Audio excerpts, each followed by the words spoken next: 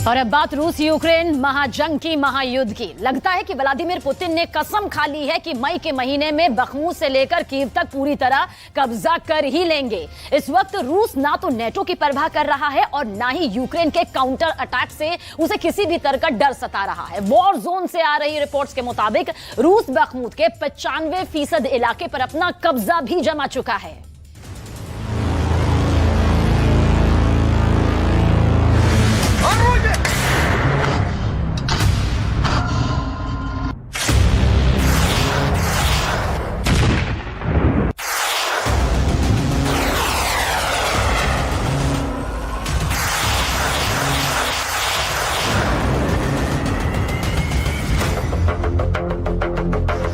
पिछले 21 दिनों से पूर्वी यूक्रेन में 800 किलोमीटर की फ्रंट लाइन पर आखिर रूस ने अब तक 1500 मिसाइलों से हमला क्यों किया है? क्या ज़ेलेंस्की के काउंटर अटैक को फेल करने के लिए रूस सीरियस अटैक कर रहा है?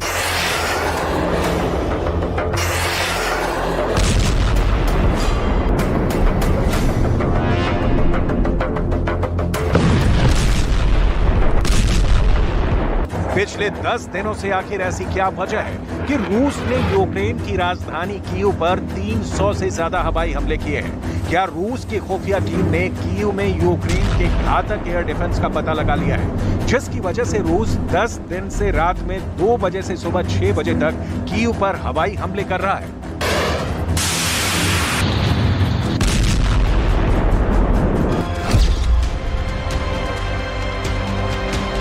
रूस किस दम पर दावा कर रहा है कि उसने बखमूत के 95% इलाके पर कब्जा कर लिया है? क्या वाकई में अब यूक्रेन के पास बखमूत का सिर्फ 5% हिस्सा ही रह गया है? क्या जापान के हिरोशिमा में हो रही G7 की मीटिंग में रूस के खिलाफ ऐसे कदम उठाए जा रहे हैं जिसके बाद रूस महज 60 दिन में यूक्रेन और नाटो से हार जाएगा? क्या वाकई इन दावों पर यकीन किया जा सकता है?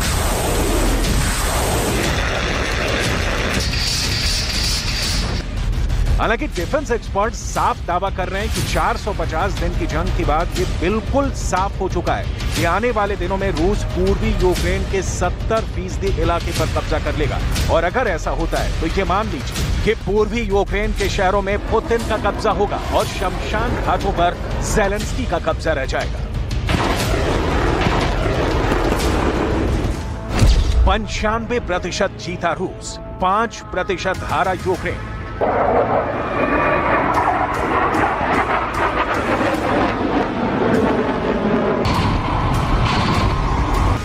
15 महीने से रूस यूक्रेन के 50% इलाके को रौंद रहा है। अकेले पूर्वी यूक्रेन के 80% इलाके पर रूस के 50,000 टैंक और 800 तोपें यूक्रेनी सेना को तबाह करने में जुटी हैं। पिछले 10 महीने से अकेले बखमूत में पुतिन की सेना ने खूनी जंग के सारे रिकॉर्ड तोड़ दिए हैं।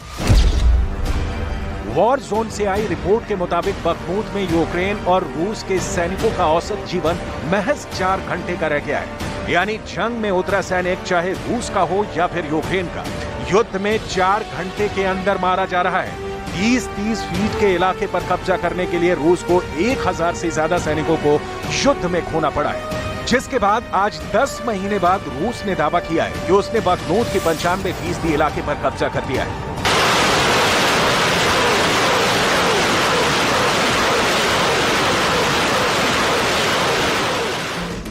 जरा देखिए बखमूत पर रूस क्या दावा कर रहा है। शहर पर पुतिन का कब्जा, शमशान पर ज़ेलेंस्की का कब्जा।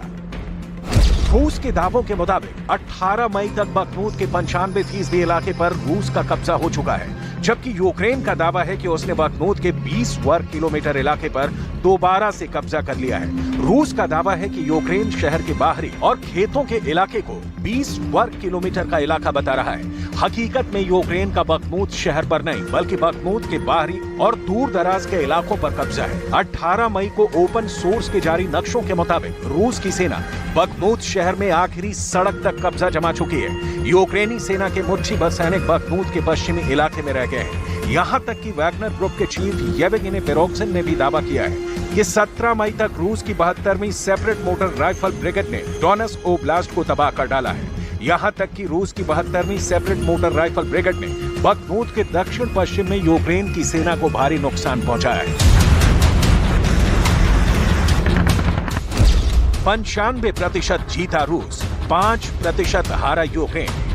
सिर्फ बखमूत ही नहीं, अब रूस का अगला सबसे बड़ा टारगेट यूक्रेन की राजधानी कीव बन चुका है। पिछले 10 दिनों से रूस ने कीव पर 300 से ज्यादा हवाई हमले किए हैं। इस वक्त कीव में ऐसे हालात हो चुके हैं कि कीव के मेयर को अपील करनी पड़ी है कि कीव में कोई भी यूक्रेनी नागरिक बंकर से बाहर न निकले।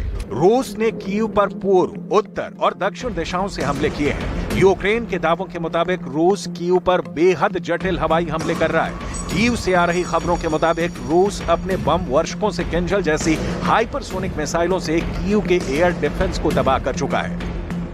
एक अनुमान के मुताबिक लंबी दूरी के रूसी रॉकेटों से 1800 हमले पिछले 10 दिनों में कीव पर हो चुके हैं। जबकि अगर रूसी ड्रोनों की बात की जाए तो रूस ने कीव पर शाहिद 136 और शाहिद 131 ड्रोनों से सीरियल अटैक किए हैं।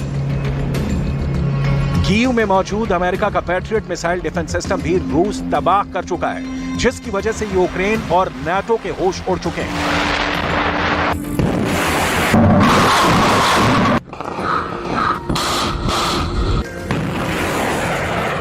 Протягом минулої доби противник завдав 15 ракетних ударів, зокрема по містах Бахмут, Херсон та Одеса.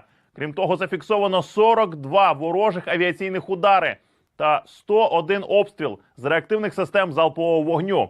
Постраждали мирні мешканці, зруйновано та пошкоджено приватні житлові будинки та інша цивільна інфраструктура. 15 महीने की जंग में रूस ने यूक्रेन को बुरी तरह से तबाह किया है। पूर्वी यूक्रेन के बखमूत, मरिंका में सबसे ज्यादा भयानक जंग हो रही है। इसके अलावा Lyman, Avdiivka, Chernihiv, Zaporizhzhia, Donetsk, Kherson, Kharkiv, Sumy और डॉनबास में 9 मई से अब तक यूक्रेन पर रूस ने 2500 से ज्यादा हमले किए हैं।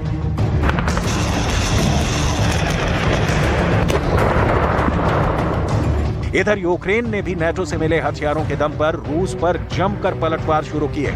यूक्रेन का दावा है कि उसने रूस के कब्जे वाले यूक्रेन में रूसी सेना को भारी नुकसान पहुंचाया है। खबरों के मुताबिक यूक्रेन रूसी कमांड सेंटर और नियंत्रण केंद्रों को निशाना बना रहा है। यहां तक कि जापान के हिरोशिमा में चल रही G7 मीटिंग में रूस ने दावा किया है कि यूक्रेन को जानबूझकर अमेरिका, ब्रिटेन, फ्रांस, जर्मनी जैसे नाटो देश युद्ध करने के लिए भड़का रहे हैं। रूस ने G7 मीटिंग में दावा किया है कि रूस के खिलाफ अकेले यूक्रेन जंग नहीं कर रहा, बल्कि नाटो ने भी रूस के खिलाफ मोर्चा खोल दिया है।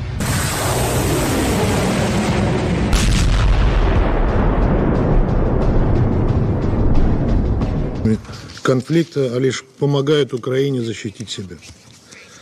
Однако в реальности все это ровно наоборот. Запад ведет с Россией прокси-войну на Украине. С момента прошлого заседания Совета в феврале по теме поставок западных вооружений на Украину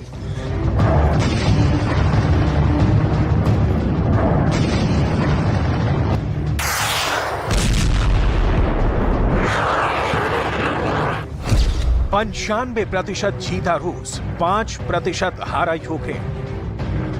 पिछले कुछ दिनों में यूक्रेन के कमांडरों के दावे के मुताबिक यूक्रेन ने रूस के खिलाफ 1500 किलोमीटर इलाके में भयानक काउंटर अटैक किए हैं। यूक्रेन की सेना दक्षिण में खेरसोन प्रांत से लेकर पूर्व में लुहांस्क और डोनेट्स्क इलाकों तक हमले कर रही है।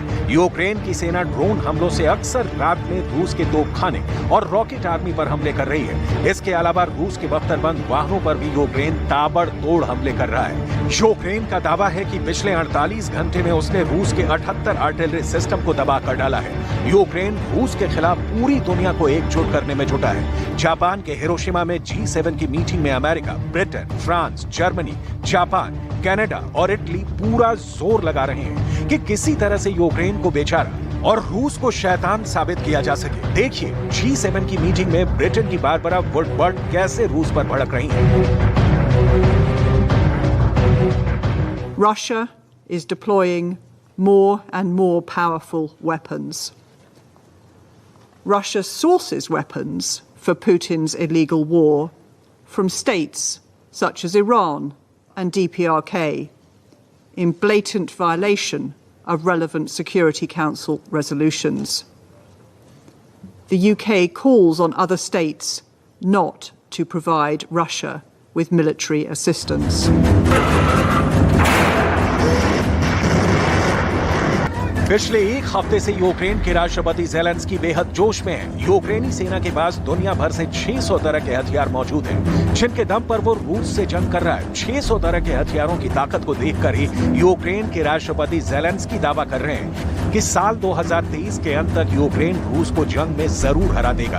पहले आप ज़ेलेंस्की के दावों को सुनिए, उसके बाद हम आपको बताएंगे कि पिछले 24 घंटे के अंदर कैसे रूस के ट्रिपल अटैक ने यूक्रेन को मिले नेटो हथियारों का कीमा बना डाला है। Саме зараз час, щоб вже цього року ми визначали завершення цієї війни. Вже цього року ми можемо зробити поразку агресора незворотньою. 95% जीता रूस, 5% हारा यूक्रेन। रूस को 2023 के अंत में जंग हराने का दावा करने वाले ज़ेलेंस्की को पिछले 24 घंटे में हुए ट्रिपल अटैक ने हिलाकर रख दिया है। रूस का ये ट्रिपल अटैक इस वक्त पश्चिमी मीडिया में रूस के बिजली युद्ध के नाम से कोहराम मचा रहा है। जरा देखिए रूस ने ट्रिपल अटैक से कैसे कीव को खंडहर बना दिया है।